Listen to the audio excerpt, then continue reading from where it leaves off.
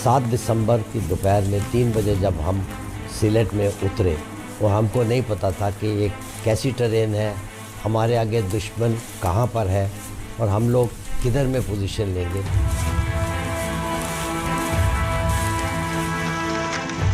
हमारी पलटन ने 8 से 10 किलोमीटर बॉर्डर को क्रॉस करके इन्फिल्ट्रेट करा, सूरमा नदी क्रॉस करी और दुश्मन के कम से कम 800 मीटर नज़दीक जाकर हम बैठ गए और दुश्मन को इसकी भनक भी नहीं हुई।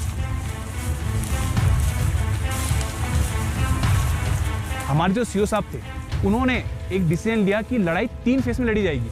उन्होंने ये प्लान भी किया कि जो पहला अटैक होगा हमारा, वो साइलेंट अटैक से किया जाएगा। दुश्मन ने उस वक्त बहुत ही मजबूत डिफेंसेस लिए हुए थे। जब बेरबो कंपनी ने उसके ऊपर अटैक की, उन्होंने खुगली लेके गए और हमें आए गोरखाली का नारा लगाते हुए गए और दुश्मनों को मारना शुरू किया।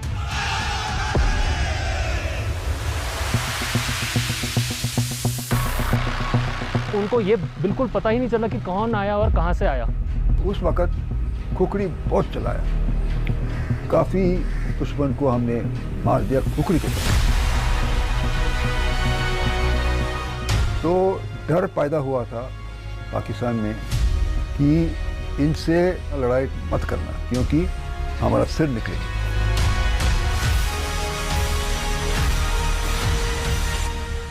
सिलेट का एयरबॉर्न ऑपरेशन इंडियन आर्मी का पहला एयरबॉर्न ऑपरेशन था। 9 दिन 9 रात हम दुश्मन के साथ लड़ाई कर रही थी। There was no reinforcement, there was no food, there was no water, there was reduced ammunition. इस ऑपरेशन में कुल मिलाकर दुश्मन के 3 कमांडर, 2 कमांडिंग ऑफिसर और 6000 से ज़्यादा सैनिकों ने अपने हथियारों के साथ आत्मसमर्पण किया।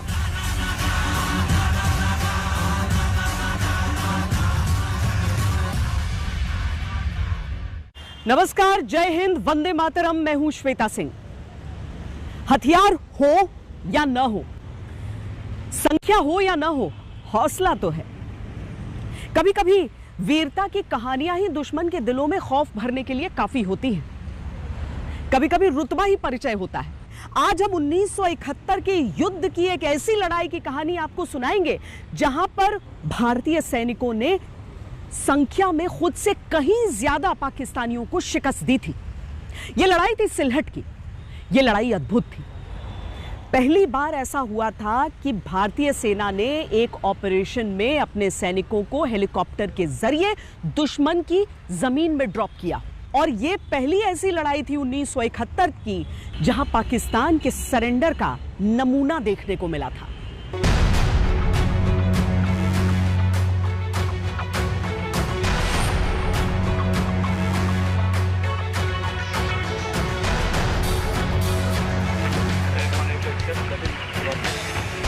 ये बात तब की है जब 1971 की लड़ाई शुरू नहीं हुई थी, लेकिन परिस्थितियां ऐसी बन रही थी कि सेना का मिशन निर्धारित होना शुरू हो चुका था।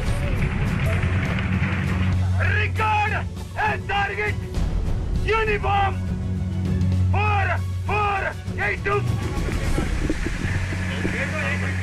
The refugees are still coming over and you have this enormous problem in India. How much longer can you sustain this? We can't sustain it now longer. It's now for some months. It really has been something that's water going higher now. What are you going to do about it? Something will have to be done.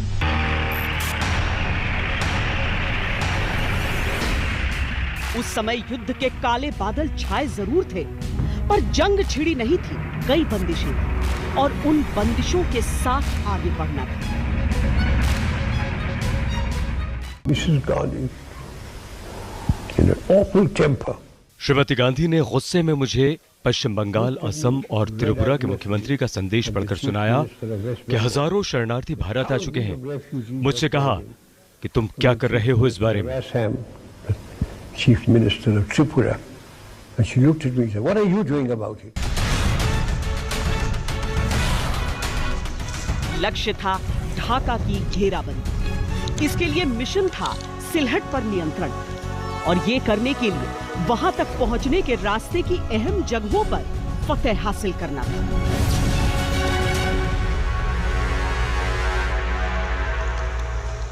It was important that two places, Atgram and Ghazipur, had to be eliminated before we could reach Sylhet.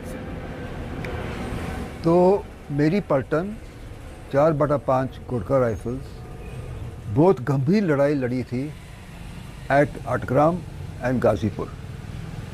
अटग्राम में हमारी पलटन ने 40 company 31 Punjab को बिल्कुल बर्बाद की। Main मकसद हमारा मिशन इज सिलेट, तो उसको हासिल करने, जीत हासिल करने के लिए हमें एटग्राम और गाजीपुर पर कब्जा करना निहायत ही जरूरी था। और ये तीनों जगह पर दुश्मन की काफ़ी भारी मात्रा में सेना तैनात थी। सिलेट में उनका एक पूरा गैरिसन जिसमें कि 6000 से ज़्यादा सैनिक थे। सेम वे अगर आप अटग्राम देखें तो दुश्मन की एक बटालियन डिप्लॉयड थी, एंड अगर आप गाजीपुर पे देखें उनकी एक कंपनी डिप्लॉयड थी।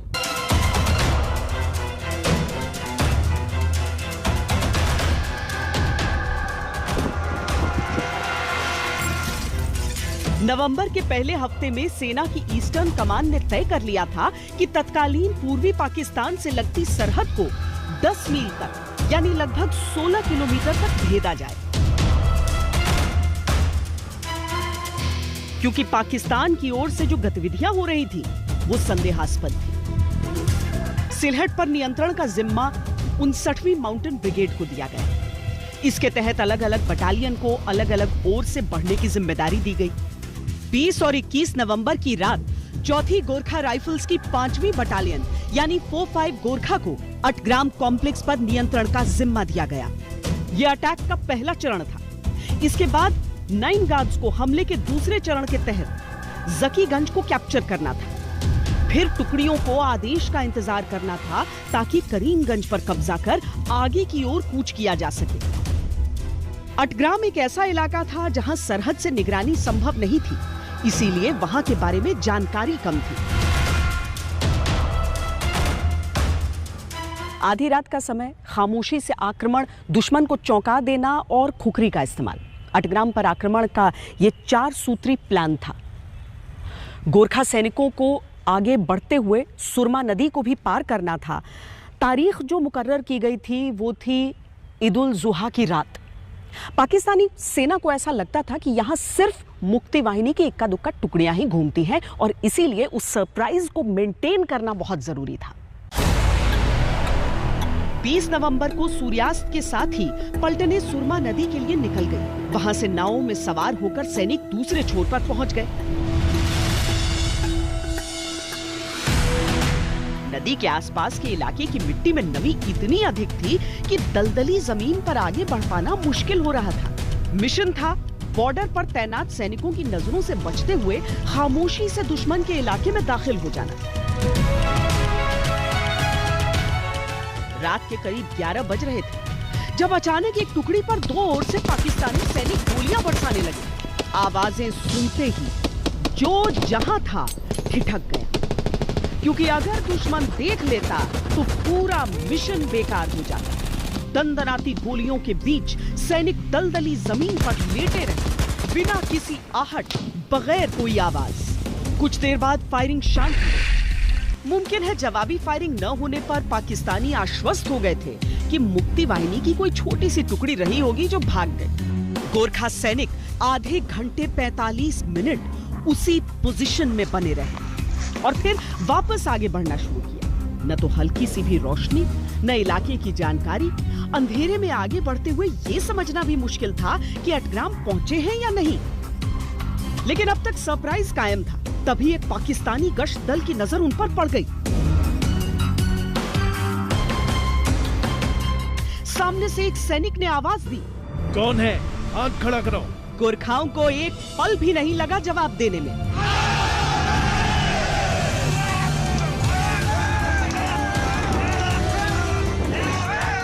पाकिस्तान को कुछ देर के लिए समझ ही नहीं आया कि यह कैसे हो गया। वो मोर्चे से अंधाधुंध गोलियां बरसाने लगा, पर गोरखा सैनिकों की तो खुखरी ही काफी थी। पाकिस्तानी सैनिक गोरखा वीरता के आगे कट कट कर बिखर रहे थे। लड़ाई इतनी भीषण थी कि भारतीय सैनिकों ने पाकिस्तानी सेना के एक मेजर को गुत्थम गुत्था की लड़ाई में जान से मार दिया। पाकिस्तानियों के मन में गोरखा सैनिकों का ऐसा खौफ भर गया कि वो अपने हथियारों और बाकी साजो सामान को छोड़ छोड़ कर भाग गए। उस वक्त तोपखाने की मदद नहीं थी हमारे साथ, तो सीओ साहब बहुत बहादुरी साहब थे, लेफ्टिनेंट कर्नल अरुण हारोलेकर। उसने विचार किया कि सरप्राइज अटैक करेंगे रात के टाइम में और खुखरी इस्तेमाल करेंगे। और उस वक्त खुखरी बहुत चलाया, काफ़ी दुश्मन को हमने मार दिया खुखरी के साथ। तो डर पैदा हुआ था पाकिस्तान में कि इनसे मुठभेड़ करना, लड़ाई मत करना, क्योंकि हमारा सिर निकलेंगे। हमारे वीर योद्धा ने दुश्मन के नज़दीक पहुंचकर अपने हाथ में खुखरी लिए और आयो गोरखाली का नारा लगाते हुए दुश्मन पर टूट पड़े। इस गुटम गुट की लड़ाई में हमारे कमांडिंग अफसर साहब लेफ्टिनेंट कर्नल एवी हॉर्लीकर साहब ने अपने खुखरी द्वारा दुश्मन की कंपनी कमांडर को मार गिराया।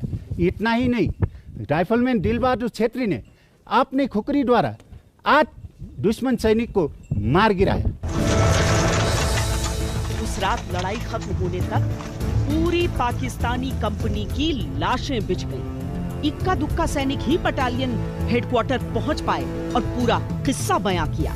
लेकिन अटग्राम की भीषण लड़ाई में 45 गोरखा राइफल्स ने 2 अफसर, 1 जेसीओ समेत कई सैनिकों को गंवा दिया था। अगले 3 हफ्तों तक तो आलम यह हो गया था कि गोरखा सैनिक कहीं पर पहुंचते उससे पहले उनका खुखरी वाला रुतबा वहां पर पहुंच जाता था। जनरल नियाजी को यह हार बिल्कुल हजम नहीं हुई। उसने फरमान जारी किया, जब तक 75% कैजुअल्टी न हो जाए सैनिकों को पीछे हटने की इजाजत नहीं है, और वो भी तब जब कोई आला अधिकारी आदेश दे। आने वाले दिनों में यह नीति पाकिस्तान के लिए आत्मघाती होने वाली थी। बहरहाल हम आपको ईस्ट पाकिस्तान में नियाजी की फोर्ट्रेस रणनीति के बारे में बताते हैं।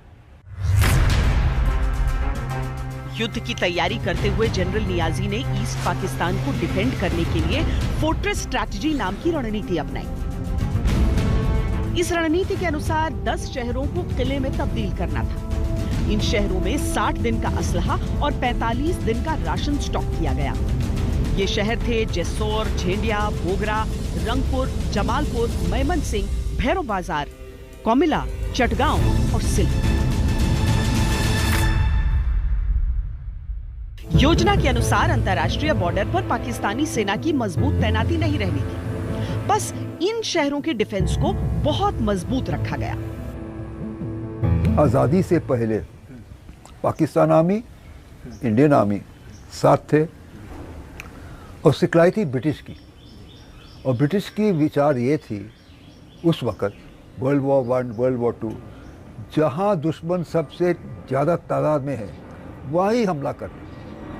तो नियाजी की सोच ये थे कि इंडियन आर्मी स्ट्रॉन्ग पॉइंट्स को अटैक करेंगे, हम इनको रोकेंगे वहाँ। उस वक़्त तक अमेरिका और चाइना मदद करेंगे। तो हमारी जनरल साहब ने ये मालूम हुआ इसकी स्ट्रेटजी ऐसी है, तो we will not attack the strong points, we will go in between. So we went in between the strong points, went into depth areas. Niazi के ही शब्दों में इस रणनीति को समझाते हैं। बॉर्डर आउटपोस्ट पर मेरे सैनिक खुली हुई हथेलियों की उंगलियों की तरह, वो वहां तब तक मुकाबला करेंगे जब तक फिर पीछे की ओर हटकर मुक्का बन जाए। नियाजी की सोच ये थी कि भारतीय सेना अगर शहरों को जीतते जीतते आगे बढ़ना चाहती तो उसकी रफ्तार कम होती और जानमाल का नुकसान होता। अगर भारतीय सेना मुकाबले की जगह शहरों को बाईपास करते हुए आगे बढ़ती तो चारों ओर से घिर जाती। दोनों ही स्थिति में ढाका का बचाव आसान हो जाता, क्योंकि भारत की ताकत घट जाती और पाकिस्तान को अंतर्राष्ट्रीय समुदाय से भारत पर युद्ध विराम का दबाव बनवाने का वक्त मिल जाता।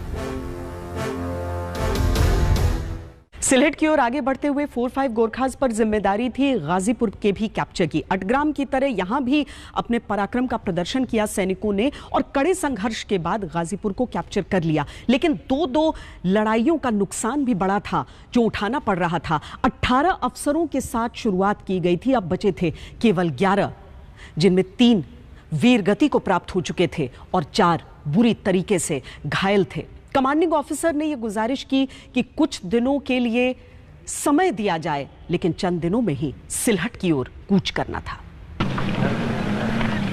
खुफिया खबरें थी कि सिलहट की रक्षा में पाकिस्तान की जो इन्फेंट्री ब्रिगेड तैनात थी उसे वहां से हटाकर ढाका की रक्षा के लिए भेज दिया गया है और सिलहट खाली है।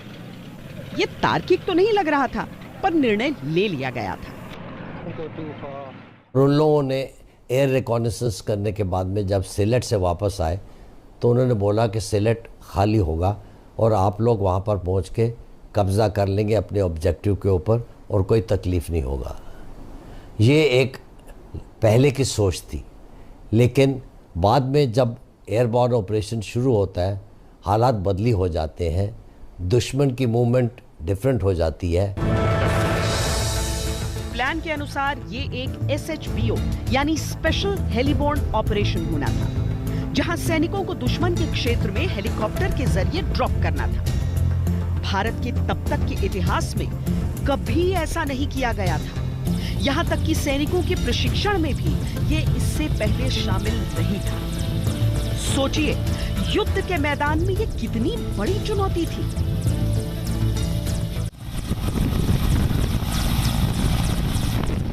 सैनिक इस नए मिशन से उत्साहित थे, जोश से लबरेज थे और तैयारियों में जुट गए। प्लान के अनुसार Mi-8 हेलीकॉप्टर्स के जरिए ट्रूप्स को दुश्मन के इलाके में ड्रॉप होना था। सुबह 7:30 बजे ब्रिगेड कमांडर और कमांडिंग ऑफिसर ने प्रस्तावित इलाके और लैंडिंग ग्राउंड का हवाई निरीक्षण किया। जमीन पर न तो कोई हरकत दिखी और न ही हेलीकॉप्टर पर निशाना साधा गया। सिलहट के खाली होने की थ्योरी अब सही लग रही थी। मेरे ख्याल में उनको अचंभा हुआ है। हेलीकॉप्टर आया, क्या आया, किस लिए आया, तो उससे पहले हम वापस आया। They had no reaction time to shoot at the helicopter. और हमारी कमांडर को ये विचार थी कि कोई फायर नहीं थी तो कोई 202 brigade must have gone, but they had not gone, they were there. So at that time it was too sudden for them to take action. मोर्चे पर उस समय केवल 10 Mi-8 हेलीकॉप्टर थे। इस हेलीकॉप्टर में एक वक्त में केवल एक इन्फेंट्री सेक्शन के जवान सवार हो सकते थे, यानी हथियारों से लैस 10 सैनिक। लक्ष्य था रात होने से पहले पूरी बटालियन को हेली ड्रॉप करना। ये शुरुआत में जब हेलीबोर्न ऑपरेशन ऐतिहासिक प्लान जो किया गया, इसमें सबसे पहला प्लान यह था कि जो हमारे बटालियन कमांडर महान योद्धा lieutenant colonel A.B. Hardikar Mahavir चक्र थे, उनके जो सामरिक शक्ति होती है यानी कि हेडक्वार्टर बोलते हैं, उनके साथ में एक कंपनी पूरी, और इसमें हमारी जो सिलहट कंपनी यानी कि चार्ली कंपनी शामिल है, तो ये कंपनी प्लस हेडक्वार्टर करके 7 हेलीकॉप्टरों के साथ में उन्होंने उड़ान भरी। यूं तो ये हेलीकॉप्टर प्रशासनिक ड्यूटी के लिए ही इस्तेमाल होते थे, यानी इनमें गोलीबारी से बचाव के उपकरण नहीं थे, पर यह निर्णय लिया गया कि इनका इस्तेमाल किया जाएगा ताकि कीमती वक्त को बचाया जा सके और पाकिस्तानी सेना की गैर मौजूदगी में सिलहट पर बिना संघर्ष नियंत्रण हो जाए। जो एक अटैकिंग फोर्स होती है, जो कि इसमें हम 4-5 गोरखा राइफल्स थे, हम लोगों का अपना एक मोमेंटम मेंटेन करना था और उसकी स्पीड ऑफ अटैक को मेंटेन करना था, स्पीड ऑफ ऑपरेशन को मेंटेन करना था, ताकि हम दुश्मन को तैयारी करने का कम मौका दें और वो कमज़ोर रहें, ताकि ज़्यादा अगर मजबूत हो जाएंगे तो हमारे को अटैक करते वक्त प्रॉब्लम आएंगी। 7 दिसंबर की दोपहर 2:30 बजे जब पहली राइफल कंपनी ने सिलहट में लैंड किया तो भीषण गोलाबारी शुरू हो गई। Artillery, mortar, medium machine gun, सबके मुंह भारतीय सैनिकों की ओर मुड़ गए।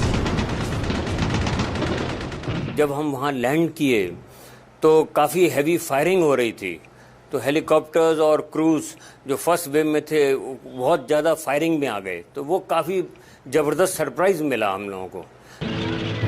खबर गलत निकली थी।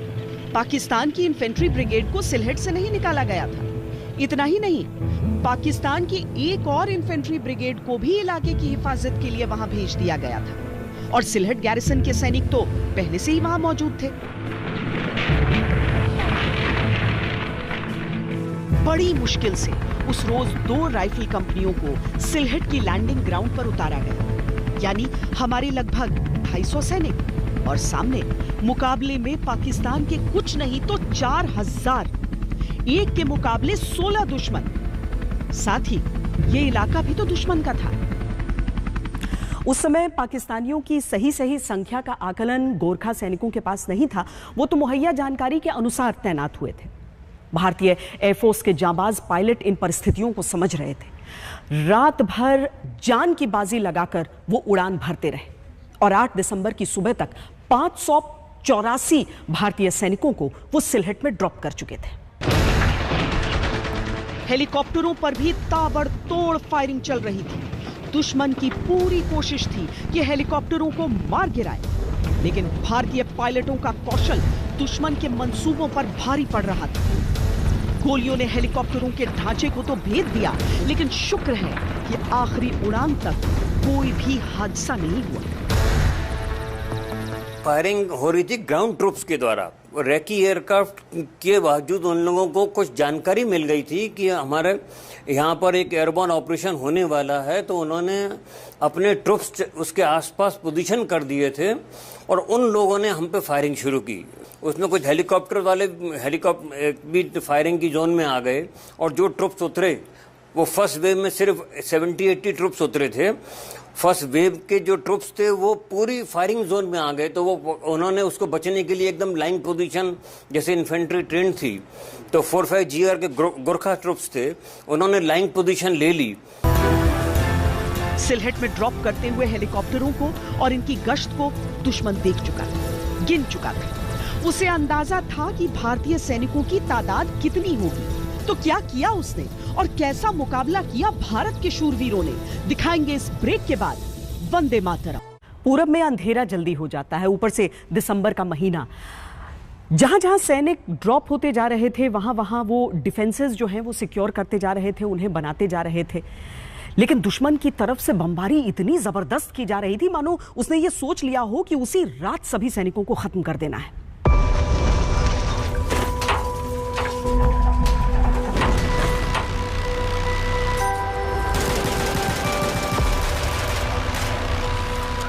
दुश्मन की गोलियों से बेपरवाह भारतीय सैनिक बहुत तेजी से काम कर रहे थे। अपनी पोजीशन को लगातार मजबूत कर रहे थे, गश्ती दलों का गठन करके उन्हें आगे निकाल रहे थे। एम्बुश पार्टियां घात लगाकर उन इलाकों में तैनात हो गई थी जहां से पाकिस्तानियों के आने के आसार थे। 7 दिसंबर की दोपहर में 3 बजे जब हम सिलहट में उतरे, जो कि हमारे लिए एक अनजान इलाका था और हमको नहीं पता था कि ये हम कहाँ हैं, कैसी ट्रेन है, हमारे आगे दुश्मन कहाँ पर है और हम लोग किधर में पोजीशन लेंगे। 8 दिसंबर पूरा दिन आग और बारूद का बवंडर उठता रहा। चूंकि यह भारतीय सेना का पहला हेलीबोर्न ऑपरेशन था, सैनिकों को इस आकलन के लिए भी कोई अनुभव नहीं था कि उन्हें कितना वजन ले जाना चाहिए।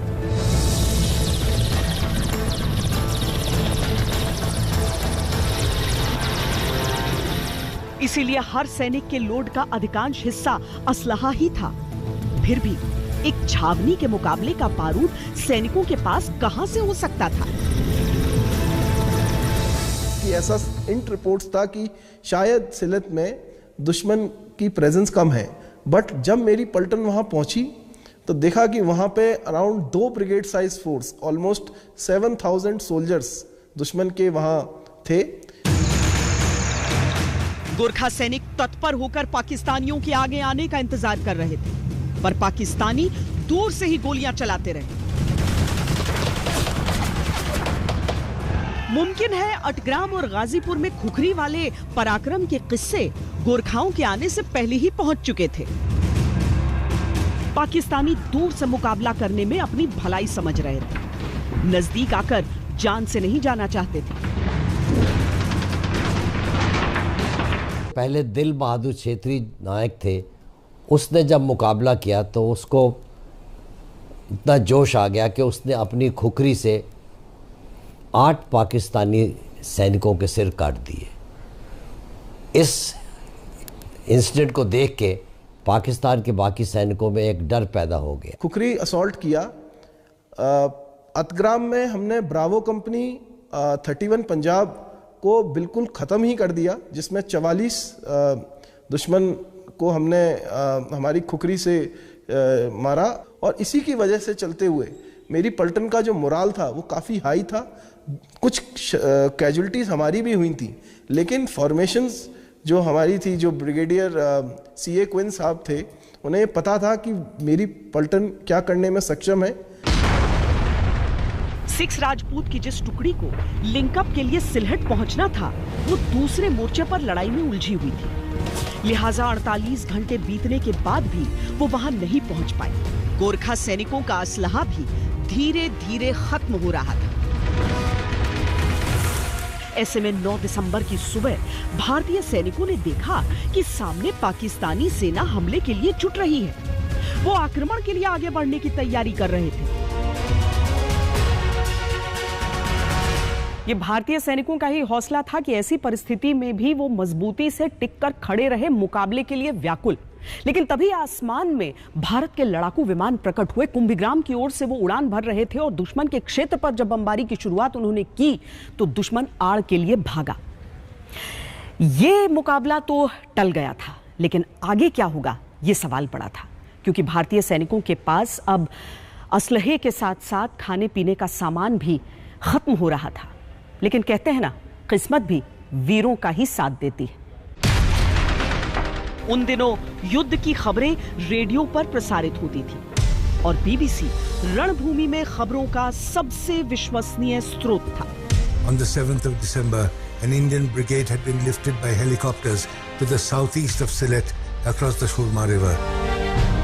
एक ब्रिगेड का मतलब होता है लगभग 3000 सैनिक और बटालियन का मतलब होता है करीब 800। मुमकिन है बीबीसी के अनाउंसर ने बटालियन को गलती से ब्रिगेड कह दिया, लेकिन ये एक गलती युद्ध की रणनीति बदलने वाली थी। पाकिस्तानी सचेत हो गए और भारत को नया आइडिया मिल गया। हम लोगों ने फैसला किया कि जो हमारे पास में रिसोर्सेज हैं उसी को इस्तेमाल करें और उसका अच्छे से अच्छा इस्तेमाल करें। मैंने छोटी छोटी टुकड़ियां बना ली, 10-10 आदमियों की 10-12 टुकड़ियां बनाई।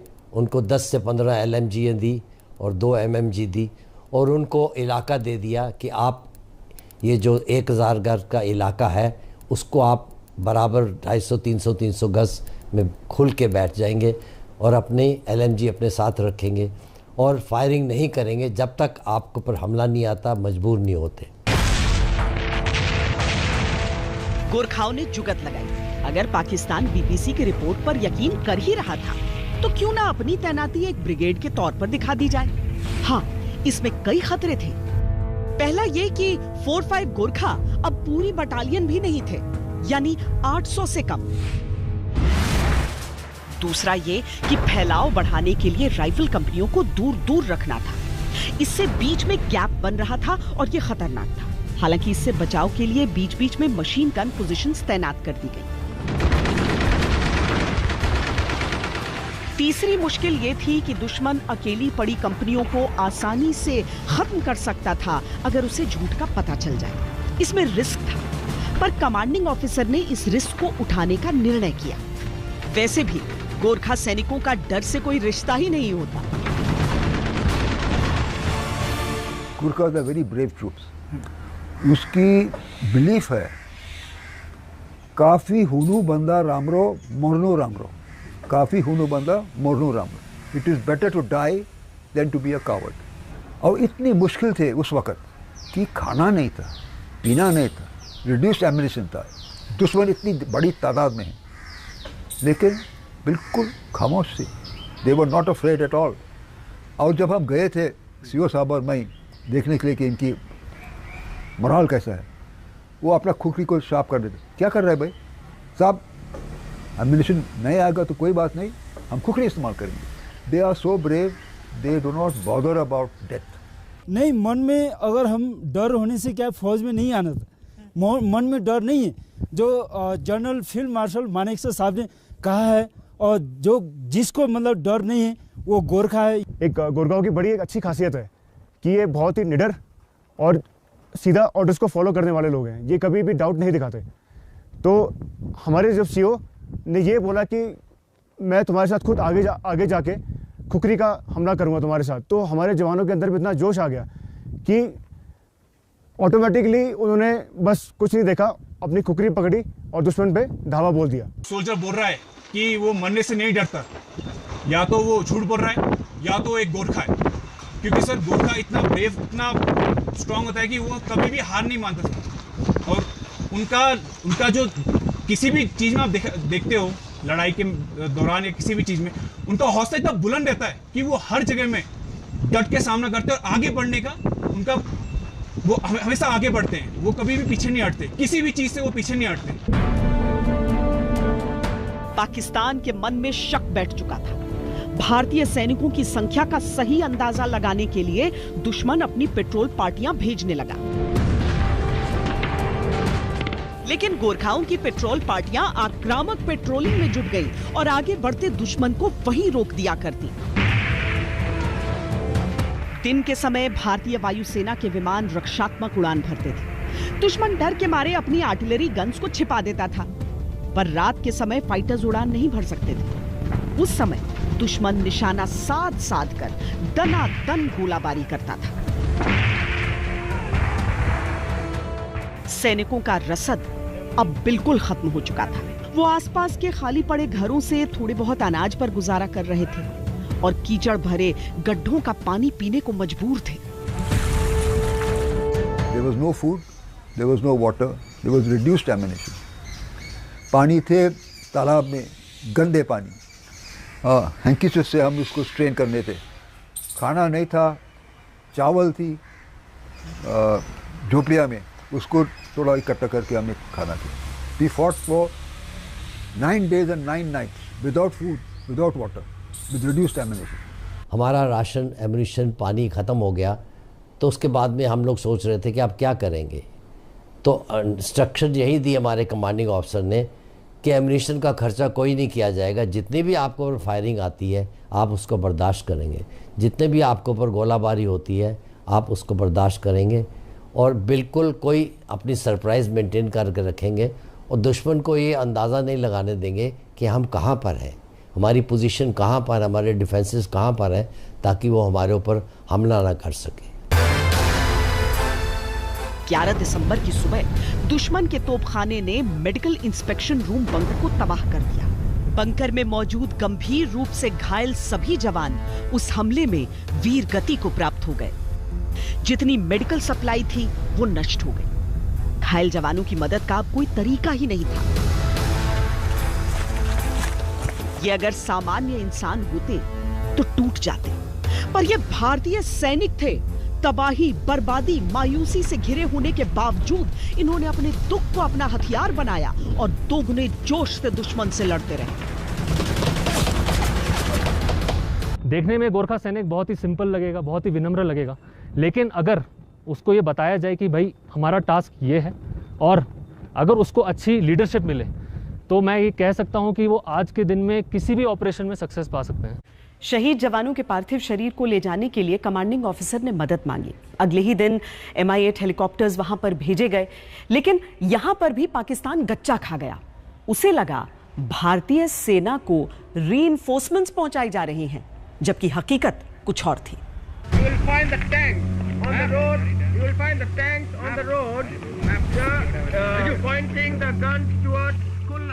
13 दिसंबर को असलहे का बहुत ही कम स्टॉक बाकी बचा था। जवान अपनी खुखरी को तेज कर रहे थे क्योंकि अब केवल आमने सामने के मुकाबले की गुंजाइश थी। सैनिक जानते थे कि शायद ये अंतिम मुकाबला। पर वो अपना सब कुछ न्यौछावर करने की तैयारी कर रहे थे। इस बीच हेडक्वार्टर से लगातार असलहे की मांग की जा रही थी। 14 दिसंबर को अंधेरा होने से ठीक पहले एक करीबू ट्रांसपोर्ट विमान ने एक अस्थायी ड्रॉप जोन पर एम्यूनिशन गिरा दी। उम्मीद बंधी, पर जल्दी टूट गई। बटालियन को जरूरत थी स्मॉल आर्म्स की और असलहा मोर्टार और माउंटेन गन के लिए था। पर पाकिस्तान ने जब लौटते हुए इस विमान को देखा तो उसके मन में खौफ बैठ गया। उसे लगा भारतीय सैनिकों को सप्लाई ड्रॉप कर दी गई है।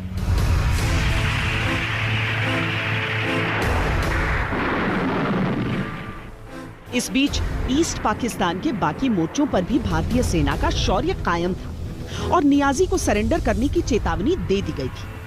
On the 15th of December, Lieutenant General A.A.K. Niazi offered a ceasefire with conditions. The Chief of Army Staff summarily rejected the terms and demanded unconditional surrender. पाकिस्तानियों का हौसला टूट रहा था, इसीलिए 15 दिसंबर को उनकी तरफ से गोलाबारी नहीं की गई। उस रोज शाम के करीब 4:30 बजे थे जब एक कंपनी कमांडर ने यह रिपोर्ट दी कि बड़ी संख्या में पाकिस्तानी सैनिक हमारी ओर बढ़ते हुए आ रहे हैं। पाकिस्तानियों के हाथों में सफेद झंडे थे। कमांडिंग ऑफिसर ने निर्देश दिए कि जल्दी से मशीन गन फायर खोल दो ताकि पाकिस्तानी आगे न आए, क्योंकि अगर पाकिस्तानी आगे आते तो उन्हें पता चल जाता कि भारतीय सैनिकों की सही संख्या कितनी है। हम ये देख के हैरान हो गए। थोड़ा हमारे को ये डर हुआ कि ये कहीं हमारे ऊपर हमला करने के लिए ड्रामा तो नहीं कर रहे हैं, कोई चाल तो नहीं खेल रहे हैं कि हाथ में सफ़ेद झंडे लिए हुए हैं लेकिन उसके पीछे उनकी फायरिंग की कंपनी होएगी, जवान होंगे जो कि अटैक फॉर्मेशन में तैयार होंगे और हम पे अटैक करेंगे। मैंने हालात देख के इमीडिएटली चिल्ला के वहाँ पे उनको बोला कि आप लोग रुक जाइए और आगे मत बढ़िए। आगे बढ़ेंगे तो हमारी आर्मी फ़ौज आपके ऊपर फायरिंग शुरू कर देगी। और इसके साथ साथ मैंने बटालियन हेडक्वार्टर में अपने कमांडिंग ऑफिसर साहब को इस हालात के बारे में वायरलेस सेट के ऊपर बता दिया और उन्होंने मेरे को बोला कि आप कंट्रोल करिए सिचुएशन को, मैं आपके पास जल्दी से जल्दी पहुंचता हूं। पाकिस्तानी वहीं रुक गए और केवल 2 अफसरों को आगे भेजा। अफसरों ने बताया कि वो सरेंडर करना चाहते थे। हमने कमांडिंग ऑफिसर साहब हमारे आ गए थे, उन्होंने लेटर लिखा और पढ़ा। उसमें यही था कि हम मीटिंग करना चाहते हैं आपके ब्रिगेडियर साहब के साथ और मीटिंग में ये फैसला करना चाहते हैं कि हम लोग लड़ाई रोकना चाहते हैं और आगे नहीं बढ़ करना चाहते। और हमारे कमांडिंग ऑफिसर साहब ने मैसेज लिख के भेजा उनको कि आज 15 दिसंबर दोपहर 3 बजे आपके कमांडर साहब हमारे को जो सिलेट का रेल रोड ब्रिज है उसको पर मिले, हमारे कमांडर भी आएंगे और वहाँ पे मीटिंग करेंगे और वहाँ बाकी बातचीत सरेंडर के बारे में फ़ैसला होगा। ये लेटर जब उनको पहुँच गया तो उनके जवान जो थे वो लोग आगे आना चाहते थे और वो वापस नहीं जाना चाहते थे और कहते थे कि हम आके इंडियन आर्मी के कैंप में आके आराम करें, रेस्ट करें, उनको वहाँ पे सेफ़ लगा। लेकिन हमने उनको बोला कि साहब अभी आप आगे नहीं आ सकते हैं, सरेंडर की कार्रवाई अभी पूरी नहीं हुई है। जब कमांडर लोग आपस में फ़ैसला करेंगे, सरेंडर का फ़ैसला हो जाएगा, उसके बाद भी हम आपका सरेंडर लेंगे। पाकिस्तानी सरेंडर करने को लेकर बेचैन थे। उन्होंने कहा कि वो ब्रिगेड कमांडर से मिलना चाहते हैं, पर न तो वहां पर कोई ब्रिगेड थी न कोई ब्रिगेड कमांडर। लेकिन इतना साफ हो चुका था कि सचमुच पाकिस्तान को यह यकीन था कि ये गोरखा बटालियन नहीं है बल्कि एक पूरी की पूरी ब्रिगेड है। भारतीय सैनिकों ने कहा कि आप कल फिर आइए, हम अपने हेडक्वार्टर से पूछकर आपको बताएंगे। फिर क्या हुआ जानेंगे इस ब्रेक के बाद। वंदे मातरम। सिलहट में पाकिस्तान के सरेंडर की पेशकश की खबर को ब्रिगेड कमांडर तक पहुंचा दिया गया। अगले दिन वो हेलीकॉप्टर से वहां पर पहुंचे। जब पाकिस्तानियों ने उनको देखा तब उन्हें समझ में आया कि अरे हम तो एक ब्रिगेड से लड़ ही नहीं रहे थे, हम जिनसे लड़ रहे थे वो तो एक बटालियन भी पूरी नहीं थी। 16 गुना कम सैनिकों ने 9 दिन और 9 रात तक उन्हें उलझाए रखा था।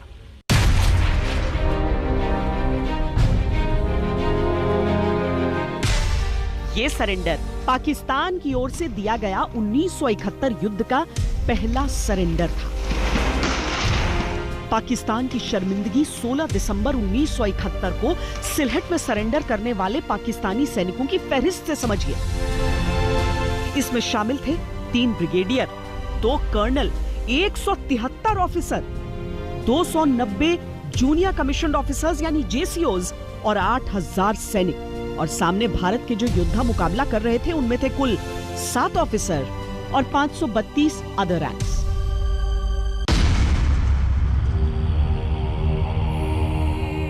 नौ दिन तक एक बटालियन माइनस ने 2 ब्रिगेड को रोके रखा था। असलहे कम थे, हथियार कम थे, खाना पानी नहीं था तो केवल भारतीय सेना का वो जोश, जज्बा और जुनून जिसके आगे दुनिया की हर ताकत हार जाती है। इतनी संख्या में पाकिस्तानियों को सिलहट में उलझाए रखने का फायदा यह भी था कि दुश्मन के इतने सैनिक ढाका की रक्षा के लिए आगे नहीं बढ़ पाए। सिलहट में दिखाए गए पराक्रम के लिए 45 गुरखाज को बैटल ऑनर सिलहट से नवाजा गया। दरअसल ये एक संयुक्त प्रयास था जहां भारतीय वायुसेना की भूमिका भी बहुत बड़ी थी। इंडियन मिलिट्री एकेडमी में यह पढ़ाया जाता है कि रणभूमि से पहले कोई भी युद्ध दिमाग में हारा या जीता जाता है। ये लड़ाई उसकी एक बेहतरीन मिसाल थी। अभी के लिए इतना ही। अभिमन्यु शर्मा और कैमरा पर्सन सैयद मोहसिन और योगेंद्र सिंह के साथ मुझे दीजिए इजाजत। वंदे मातरम। आज तक